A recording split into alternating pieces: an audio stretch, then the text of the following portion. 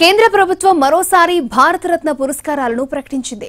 మాజీ ప్రధానులు పివి నరసింహారావు, చరణ్ సింగ్, ప్రముఖ వ్యవసాయ శాస్త్రవేత్త ఎంఎస్ స్వామినాథన్ను అత్యున్నత పౌర పురస్కారంతో గౌరవించింది. వారు చేసిన సేవలను పీఎం మోడీ కొనియాడారు. అంతకుముందు ఎల్కే అద్వానీ, కర్పూరి ఠాకూర్కు భారతరత్నను ప్రకటించారు.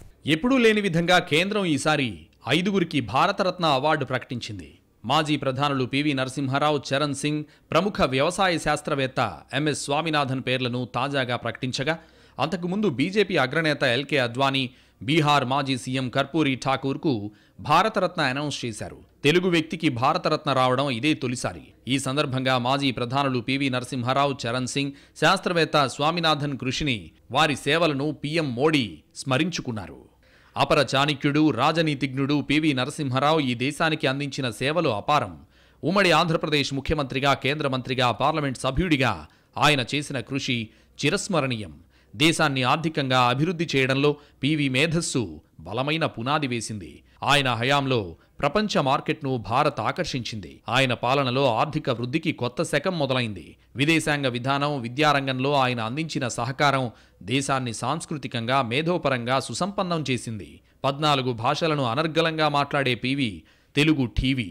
భారతరత్న వార్త వినగానే పివి స్వగ్రామంలో ఆనందం వెల్లివిరిసింది. గ్రామస్తులు సంబరాలు జరుపుకుంటున్నారు. వంగర ముద్దుబిడ్డ పివికి అత్యున్నత పురస్కారం దక్కడం గర్వకారణమన్నారు. మాజీ ప్రధాని పివి నరసింహారావుకు భారతరత్న రావడంపై ఆయన కుటుంబ సభ్యులు సంతోషం వ్యక్తం చేశారు. తెలంగాణ ప్రజలకు గర్వకారణమన్నారు పివి నరసింహారావు కుమార్తె సురభివాణీదేవి. ఆలస్యమైన దేశంలో అత్యున్నత పురస్కారం లభించడం సంతోషంగా ఉందన్నారు. చరణ్ సింగ్ డిసెంబర్ 23, 1903లో ఉత్తరప్రదేశ్లోని సామాన్య రైతు కుటుంబంలో జన్మించారు. మహాత్ముడి స్ఫూర్తితో స్వాతంత్ర సంగ్రామంలోకి అడుగుపెట్టారు. మొదట ఇండియన్ నేషనల్ కాంగ్రెస్ తరపున చురుగ్గా వ్యవహరించారు. 1967లో భారతీయ క్రాంతి దళ్ పేరిట సొంతంగా పార్టీని స్థాపించారు. జనతా పార్టీ సెక్యులర్లో పనిచేసి 1980లో లోక్ దళ్ పేరిట మరోసారి సొంతంగా పార్టీని స్థాపించారు. 1967-68, 1970లో 2 దఫాలు యూపీ సీఎంగా బాధ్యతలు నిర్వర్తించారు. ఎమర్జెన్సీ రోజుల్లో జైలు పాలయ్యారు. మొరార్జీ దేశాయి ప్రధానిగా ఉన్న సమయంలో హోంశాఖ బాధ్యతలు చూశారు. ఆయన హయాంలోనే 1979 జనవరి నుంచి జులై వరకు డిప్యూటీ ప్రధాని, ఆర్థిక మంత్రిగా పనిచేశారు. ఆ వెంటనే 1979 జులై 28 నుంచి ఆగస్టు 20 మధ్య కేవలం 23 రోజుల పాటు దేశ 5వ ప్రధానిగా సేవలందించారు. ఆ తర్వాత కొంతకాలం పాటు ఆపద్ధర్మ ప్రధానిగా వ్యవహరించారు. గ్రామాల ఆర్థిక స్థితిగతులకు హాని కలిగించే, రైతులను దోపిడీ చేసే చట్టాలకు వ్యతిరేకంగా తన గళాన్ని వినిపించారు.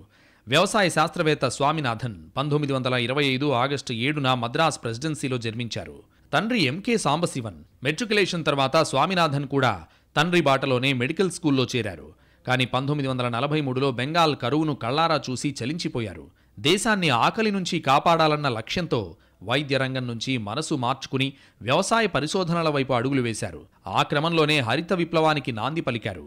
దేశంలో ఆహార ధాన్యాల ఉత్పత్తిని గణనీయంగా పెంచడంలో స్వామినాథన్ చేసిన కృషి మరువలేనిది. అధిక దిగుబడినిచ్చే వరి, గోధుమ వంగడాల రూపకల్పనలో స్వామినాథన్ కీలక పాత్ర పోషించారు.